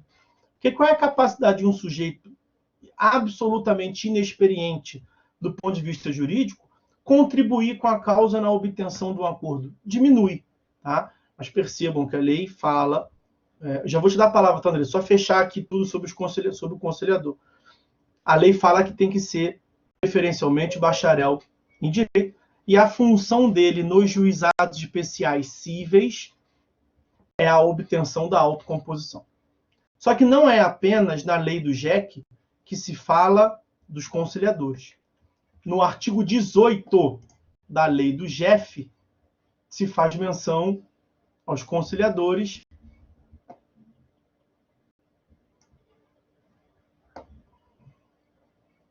O que me interessa é o que está no caput. Tá?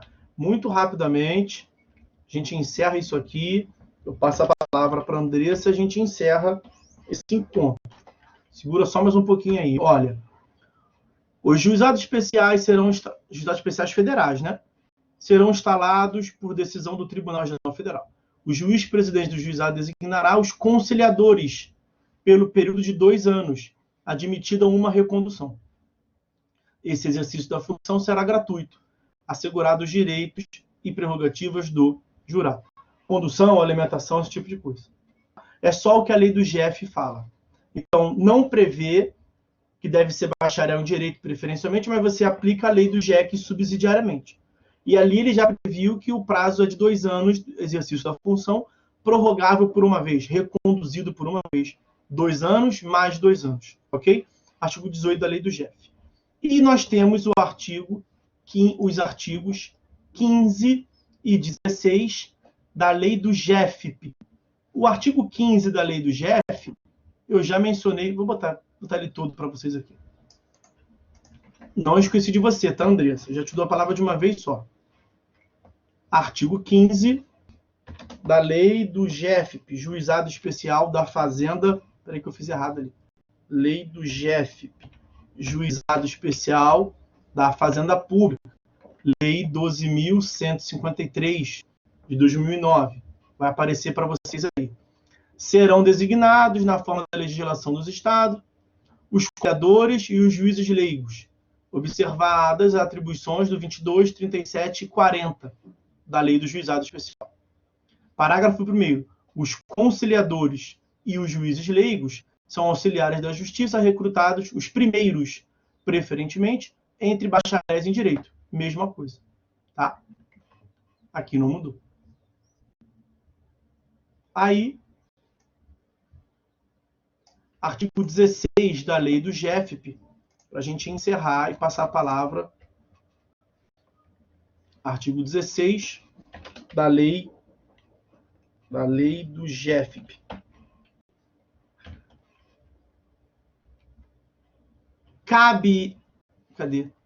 Cabe ao conciliador, sob a supervisão do juiz, conduzir a audiência de conciliação. Okay? Até aqui está igual no GEC. Parágrafo 1º.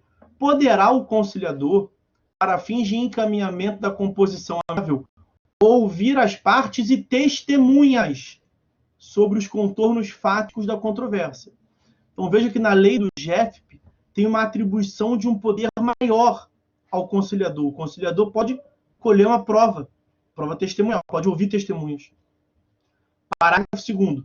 Não obtida a conciliação, caberá ao juiz presidir a instrução do processo, podendo dispensar novos depoimentos, se aquele testemunhal prestado para o conciliador for suficiente. Se entender suficiente para o julgamento da causa, os esclarecimentos já constantes dos autos, e não houver impugnação das partes. Então, percebam, que encerrar com esse tópico. Na lei do juizado especial da Fazenda Pública, o conciliador tem um pouco mais de poder. Ele, além de atuar ele atua na conciliação. Mas, para obter a conciliação, ele pode colher prova testemunhal. Vai reduzir aquilo a termo, e o juiz, quando o julgamento final, dispensar outros depoimentos, se aqueles depoimentos que foram colhidos perante o conciliador, ele, juiz, reputar válido e as partes não impugnarem. Então, percebam que, quanto ao juizado especial da Fazenda Pública, os poderes do conciliador são um pouquinho maior. Ele pode colher a prova testemunhal. Só rapidinho, Andressa, antes de passar a palavra, só porque eu encerro de uma vez, realmente só te respondo e libero a turma, falar muito rapidamente sobre o Ministério Público. Eu não tenho nada para falar do Ministério Público, tá? No Ministério Público, eu só tenho o artigo 11 da Lei do GEC para citar. O artigo 11 da Lei do GEC admite a participação do Ministério Público. Acontece que é difícil você encontrar a atuação do Ministério Público no sistema dos juizados, porque o Ministério Público atua pouco no processo civil, né? Ele atua muito mais no processo criminal. Ele atua pouco no processo civil. As causas de intervenção do Ministério Público, como, por exemplo, a participação de um incapaz, é incompatível com o sistema do juizado. Então, a lei deixou, por se alguma hipótese se cogitar de uma participação do Ministério Público, não há incompatibilidade, né? Então, o Ministério Público é um parte sujeito do processo. O artigo 11 da Lei do GEC permite a sua participação, permite em tese, abstratamente, mas é difícil você encontrar em concreto uma hipótese de atuação do Ministério Público no juizado possível. No juizado especial da Fazenda Pública e no juizado especial federal, tem um campo específico de atuação do Ministério Público. Então, GEF/GEFP tem um campo específico de atuação do Ministério Público quanto da uniformização da jurisprudência, que é um capítulo específico que nós veremos aqui, a uniformização da jurisprudência, que não tem no GEC, só no GEF e no GEFP, e a lei do GEF e do GEF prevê a participação do Ministério Público. Tá? Então, com isso, eu encerro os sujeitos do processo e vou passar, desde logo, a palavra à nossa colega Andressa, e com isso encerrar o nosso encontro. Diga, Andressa. Oi, professor, obrigada. Então, a minha dúvida é porque eu gostaria de saber se, em relação aos conciliadores, tem alguma inconformidade com a lei, porque eu já trabalhei no GECRIM, eu já fui estagiária de lá. E lá, os conciliadores são os próprios estagiários. E só que lá eles não veem por exemplo, está no 7º, está no 8º, 9º período. Não. Por exemplo, eu na época do 4º período, e eu só não fui conciliadora porque eu não aceitei, porque era muita carga, tinha que sair de lá tarde da noite, enfim. Então, eu queria saber se isso está em desacordo com essa lei aí, né? Porque a lei diz bacharel. Mas a lei, veja, Andressa, a lei diz preferencialmente. A lei, quando coloca aquele termo ali, preferentemente, isso está... Vou pegar aqui. Artigo 7º da lei do GEC. E serve para o GECRIM também, porque estamos na parte inicial da lei do GEC, né? Tanto para o GEC quanto para o GECRIM. Os conciliadores são auxiliares da justiça recrutados preferentemente entre os bacharéis em direito. Então, não é obrigatoriamente. A lei ali trouxe uma abertura, né?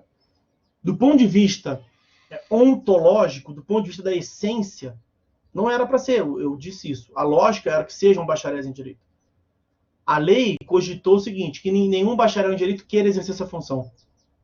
E vai ficar sem conciliador? Aí tem uma válvula de escape. Então, inicialmente, o que os juizados começaram a fazer? Começaram a chamar os estagiários num nível mais avançado, quem tinha carteira vermelha, quem tinha carteira, era estagiário inscrito na OAB, então, 7º, 8º, 9º e 10º período, os últimos 4 períodos, aí já tem uma experiência melhor, dá para entender, ok. Então, preferencialmente, bacharel em Direito. Tendo dificuldade, pega os estagiários mais experientes, do 7º período em diante. Mas o que a gente vê na prática? A gente vê na prática que eu já soube de aluno no primeiro período sendo estagiário. Logo no começo, assim, sei lá, nos primeiros períodos da faculdade. Você mesmo falou no 4º período. Então, ontologicamente, na essência da lei, não era para ser. Porque é incompatível. O cara não tem experiência. Como é que ele vai gerar uma autocomposição? Como é que ele vai estimular... Entendi, obrigada, professor. Mas não há uma proibição na lei também. Não podemos dizer que o juizado que você atuou, que ele feriu a lei frontalmente. Porque aquela válvula de escape ali permite. Tá? É um conceito jurídico determinado, uma cláusula geral, preferentemente. Ok, pessoal? Então, a gente tratou aí dos sujeitos do processo, na verdade, dos sujeitos estatais do processo, né? Dos agentes do Estado. Na próxima aula, nós vamos continuar o estudo dos sujeitos do processo, mas abordando o item 5, que eu só vou mencionar aqui, que são as partes. Na próxima aula, nós falaremos sobre as partes. Diga, Saul. Professor, valeu pela aula aí e melhoras para a esposa do senhor a cada dia aí. Uma plena recuperação para ela aí, para a família toda. Tamo juntos. Obrigado, Saul. Valeu, tamo junto. Obrigado, senhor.